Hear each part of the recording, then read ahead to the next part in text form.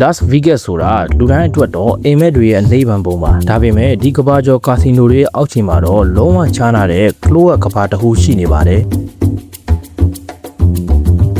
ဒီနေရာမှာကအလင်းရောင်မရှိဥပဒေမရှိပြီးတော့နောက်မိနစ်20မှာခမရအသက်ရှင်မလားသေမလားဆိုတာဘယ်သူမှမသိနိုင်တဲ့နေရာLas Vegas လို့ပြောလိုက်ရင်လူတိုင်းရဲ့မျက်စိထဲမှာစူးချတောက်ပနေတဲ့နီယွန်မီးတွေဒေါ်လာတန်းပေါင်းများစွာလောင်ကျွေးထပ်နေတဲ့ကာစီနိုတွေနဲ့ဇိမ်ကန်ဟိုတယ်ကြီးတွေကိုပဲအရင်ပြေးမြင်ကြမှာပါဒီမျိုးကြီးဟာအောင်မြင်သူတွေအတွက်တော့နိဗ္ဗာန်ပုံပါဒါပေမဲ့တောက်ပမှုတွေရဲ့ခြေပွားအောက်တက်တဲ့မှာမိုင်းနီယာကျော်ရှိကြပြီးပေါင်မိုင်လုံးနဲ့ဥမိန်လှိုင်ကောင်းကိုရကြီးရှိနေတဲ့ဆိုရင်ခမားတို့ဘယ်လိုထင်မလဲ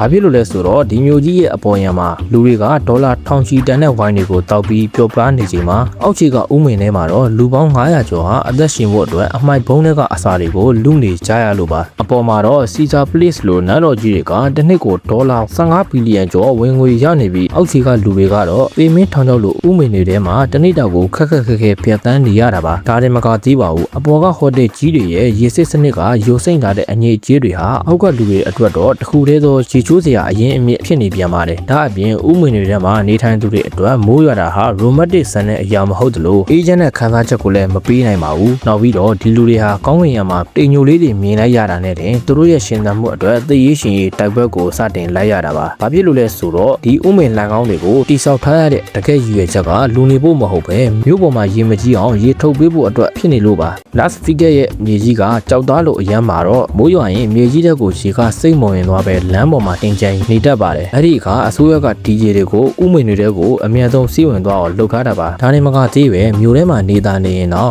15မိုင်လောက်ဝေးတဲ့တောင်တန်းတွေပေါ်မှာဘိုးရွာရင်အဲ့ဒီရေတွေကဥမွေလိုင်ကောင်းတွေကိုမိနစ်ပိုင်းအတွင်းမှာလည်းရုတ်တရက်ရောက်လာတာပါဥမွေတွေကလူတွေမှာကြိုတင်ပြင်ဆင်ဖို့အချိန်မရသလိုရေကတစ်ခါလာရင်10ပေလောက်အထိမြင့်တက်ဖို့10မိနစ်တောင်မကြာပါဘူးဒါအပြင် DJ ကြီးမှုဟာသူတို့ရဲ့တစ်ခုတည်းသောအမိုးအကာဖြစ်တဲ့အိပ်ယာတွေအဝတ်စားတွေနဲ့စူးစောင်းထားတဲ့အမှတ်တရပစ္စည်းတွေကိုခဏချင်းမှာပဲအမိုက်တွေနဲ့အတူရောနှောပြီးမျောပါသွားစီလို့ပါအပေါ်ကလူတွေကမိုးအေးနဲ့ကော်ဖီတောက်ချိန်မှာအောက်ကလူတွေကတော့အသက်မတည်အောင်အမှောင်ထဲမှာအသေးအတန်ရုန်းကန်နေရတာပါနောက်ပြီးတော့ဒီနေရာမှာတရားဥပဒေဆိုတာအဘိဓမ္မာထဲမှာတော့မရှိတော့တဲ့စကားတစ်ခုလိုဖြစ်နေပါတယ်အမှောင်ထဲမှာဘသူကခမ ्या ရဲ့တငယ်ချင်းလဲဘသူကခမ ्या ကိုတတ်ဖို့ချောင်းနေလဲဆိုတာမဖြစ်နိုင်ကြတော့ပါပဲဘာဖြစ်လို့လဲဆိုတော့ဒီဥမင်တွေဟာမြေအောက်ထဲမှာအရန်နဲ့လွန်းလာကြောင်းရေဒီယိုလိုင်းနဲ့ဖုန်းလိုင်းတွေဟာလုံးဝအလုံးမလုံးတော့လို့ပါဒါနဲ့မကသေးပဲဒီဥမင်တွေဟာမိုးရစီဝါသုံးဆွဲသူတွေအတွက်တော့ပုံခွေရနိဗ္ဗာန်ပုံဖြစ်နေပြန်ပါတယ်နေရာတိုင်းမှာစွန့်ပစ်ထားတဲ့ဆေးထိုးအပ်တွေနဲ့လူတော်များများကဆေးအလွန်ကျော်သုံးပြီး overdose ဖြစ်ကအမောင်ထဲမှာနဲ့အသက်ပြောက်သွားကြတာနေ့စဉ်နဲ့အမျှပါပဲဒါအပြင်ဒီနေရာမှာစိတ်ကြမ်းမာရေးမကောင်းတဲ့လူတွေလည်းရှိနေပါတယ်နောက်ပြီးတော့သူတို့ကမျိုးပြရဲ့စွန့်ပစ်ပစ္စည်းတွေကိုအမိပြုပြီးရှင်သန်နေကြရတာပါဘာလို့လဲဆိုတော့သူတို့မှာပုံမှန်ဝင်ငွေမရှိသလိုတနေ့တာပိုက်ဝါဖို့အတွက်အမိုက်ပုံးတွေကိုမှွေနှောက်ပြီးခရီးသွားတွေစွန့်ပစ်ခဲ့တဲ့စားကျွင်းစားကြံတွေကိုလိုက်ရှာပြီးစားရတာပ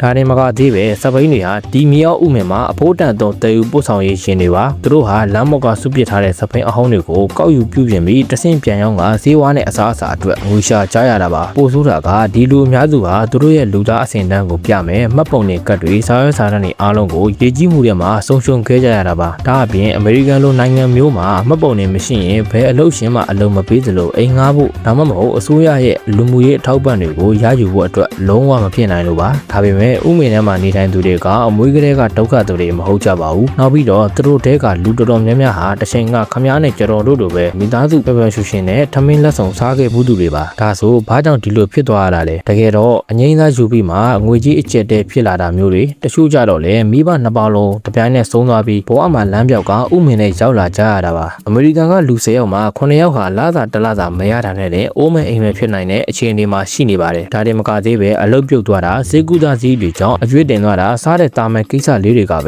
သူတို့ကိုမြေပေါ်ကနေမြေအောက်ထဲအထိတဖြည်းဖြည်းချင်းဆွဲချသွားခဲ့တာပါနောက်ပြီးတော့ဒီနေရာဟာလူနေထိုင်ဖို့နေနေကြတာတရိတ်ဆန်နေတော့မနေခြင်းနဲ့အငြိအကျေးကန်ကြီးတစ်ခုလိုဖြစ်နေပါတယ်ဘာလို့လဲဆိုတော့ဥမင်တွေကမြေပြင်ဟာမိန်နာတွေမြို့ပေါ်ကစီးကြလာတဲ့အမိုက်တွေနဲ့လူမစင်တွေရောနေတဲ့ရွှွန့်နွန်တွေပြည့်နေလို့ပါဒါအပြင်သူတို့မှာရေချိုးဖို့အတွက်မြို့ပေါ်ကဟိုတယ်တွေကစွန့်ပစ်လိုက်တဲ့ရေစိုးတွေကိုပဲအားကိုးပြီးရေချိုးကြရတာပါကဲအခုဆိုရင် Las Vegas ရဲ့တောက်ပတဲ့မီးရောင်တွေအောက်မှာဘလောက်တောင်မှောင်မ မိုက်တဲ့အမှန်တရားတွေရှိနေလဲဆိုတာခင်ဗျားတို့မြင်ခဲ့ကြပြီလို့ထင်ပါတယ်ဒါကြောင့်ကျွန်တော်တို့ဟာဒီဗီဒီယိုကိုကြည့်ပြီးစိတ်မကောင်းစရာပဲလို့ပြောနေမှာမဟုတ်ပဲကိုပိုင်ဆိုင်ထားတဲ့ဘဝကိုတန်ဖိုးထားတတ်ဖို့သင်ခန်းစာယူရမှာပါပြီးတော့ဒီဥမင်တွေကလူတွေဟာရာဇဝတ်သားတွေမဟုတ်ကြပဲသူတို့ဟာကံကြမ္မာရဲ့ရက်ဆက်တဲ့ဒဏ်ချက်တွေကြောင့်လမ်းပြောင်းနေကြတဲ့ကျွန်တော်တို့လိုလူသားတွေပဲဖြစ်ပါတယ်ဒါပေမဲ့တခုတော့ရှိပါတယ်မြို့ပြကြီးရဲ့အလင်းရောင်တွေကသူတို့ကိုမင်းမင်းရင်အောင်ဆောင်ပြီးဖုံးကွယ်ထားပေမဲ့ကျွန်တော်တို့အခုလိုအေးအေးချမ်းချမ်းနဲ့ဗီဒီယိုကြည့်နေခြင်းမှာတော့သူတို့ကအောက်ခြေကဥမင်တွေထဲမှာရေကြီးမလားအသက်ခံမလားဆိုတဲ့ကြောက်စိတ်တွေနဲ့ရှင်သန်နေကြရတာပါ